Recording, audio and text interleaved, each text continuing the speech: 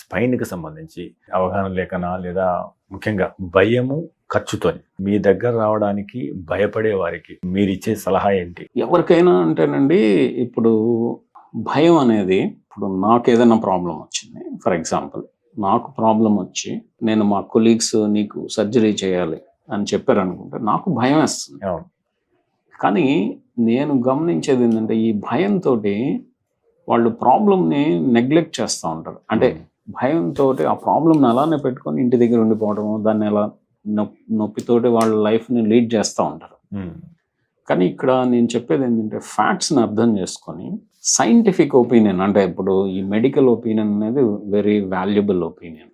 వాళ్ళు చెప్పిన advise follow అవ్వగలిగితే డెఫినెట్గా వాళ్ళకున్న ప్రాబ్లం నుంచి చాలా వరకు బయటపడిపోవడానికి అవకాశాలు చాలా ఎక్కువ ఉంటాయి.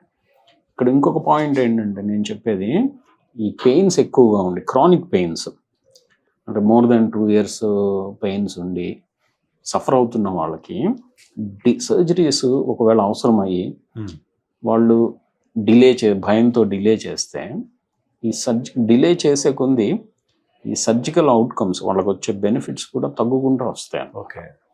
అందు గురించి టైం కూడా చాలా క్రిటికల్ వాళ్ళకి.